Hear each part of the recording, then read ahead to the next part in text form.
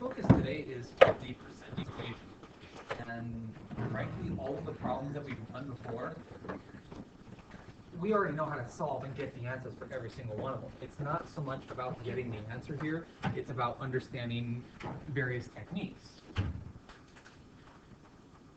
And so, with a lot of our problems that we've been focusing on, we've used the percent proportion.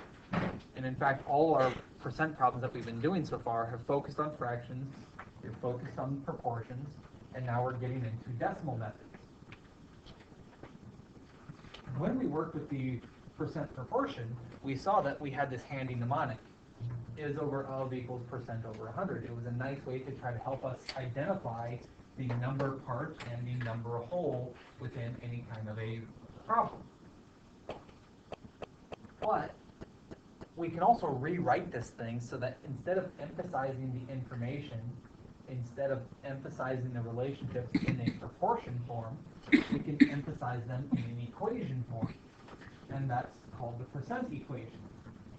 And so basically, all we're looking at doing is saying, if we were to take the percent part, which would have been something like 70% out of 100, if we were to actually divide it down, we can turn it into its decimal format.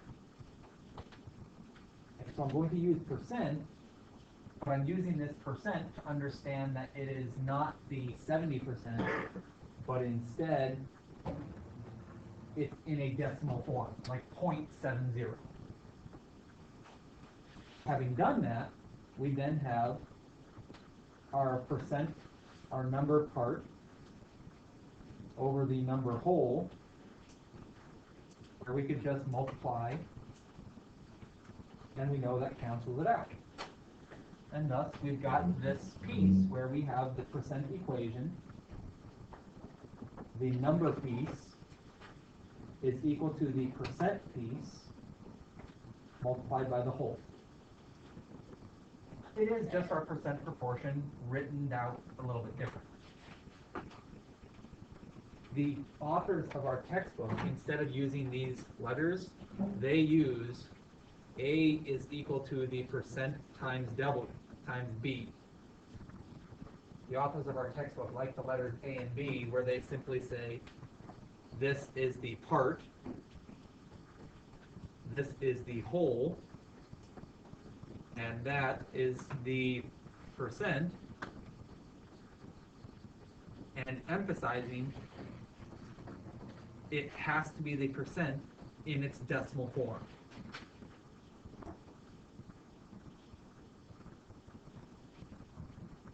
Perhaps if we were to manipulate it a little bit, we could multiply by the of, basically, with our mnemonic. And so we get is equal to the percent multiplied by the of. Once again, emphasizing percent is in a decimal format, not a fraction format.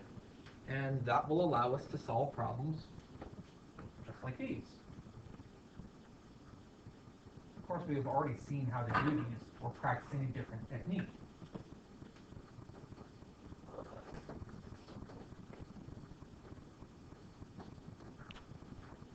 That's what we're using. So to build our equation, what number is 16% of 75? What number is 16% in its decimal format of 75? That's it. And if we'd like to use, if we use our calculator just to speed up the number crunching, 0.16 times 75, 12. There we go. Come on, give me my pen. 12 is 16% of 75. We're done. Similar problem. What number is 89% of 110? You'll notice these ones, a lot of times teachers will have students do this just by reading. If you read it step by step, what number is 89%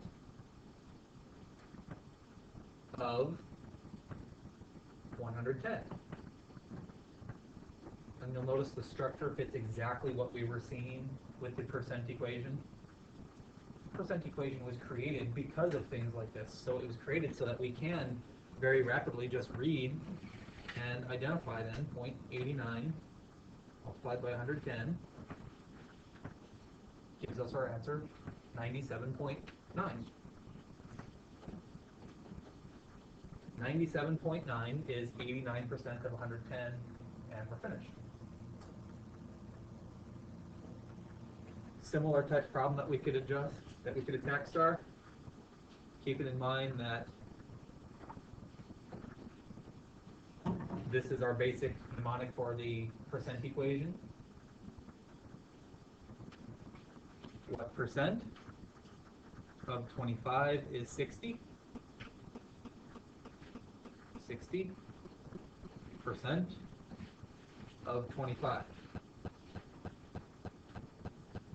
Okay, so we just divide out so that we can solve our equation. And then 60 divided by 25 tells us 2.4. Keep in mind, that is our piece written out in its decimal format. We want the percent format, so simply converting this to a percent, 240% of 25 is 60.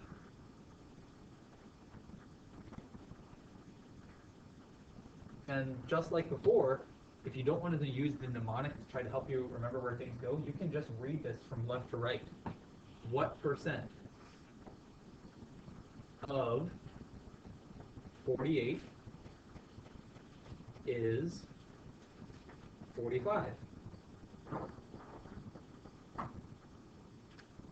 We've got the equation. Let's divide out 45 divided by 48. Okay, my board is glitching there. 45 divided by 48. 0.9375.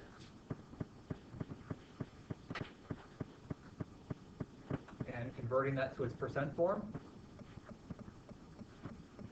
2 decimals to the right, gives us 93.75%. Done.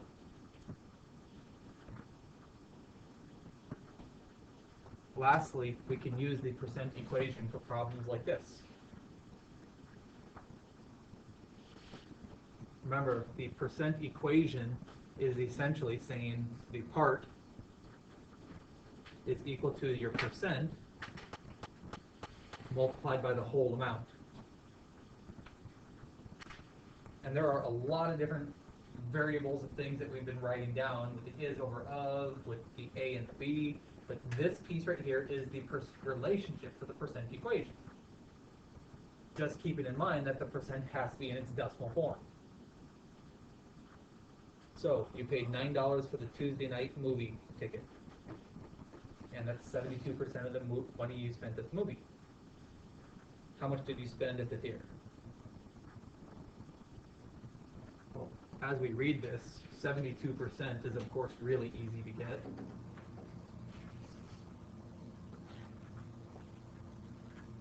$9 we would recognize as being the part of the movie that you spent, not all of it, and we're being asked what is the whole dollar amount that you spent. So we've created our equation, and we can simply divide out to solve. 9 divided by 72 hundredths gives us our answer of 12.5. So $12.50.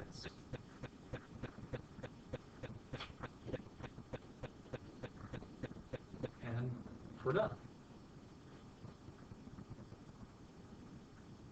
Ultimately, it's up to you on how you choose to remember the percent equation. This is the piece that's always worked best for me. I've had students that, there's a wide gamut on this. I've had students that like to use this is over of because it connects well to the percent proportion that we were using. And I've had students that like the letters A and B. I've had students like a percent symbol, some like the P symbol. Ultimately, it's up to you to remember the relationship. It's not about the letters, it's not about the symbols, it's about the relationship. We expect you to know the relationship and to be able to use it to solve simple problems like these, or to solve problems like this. Can you read like that?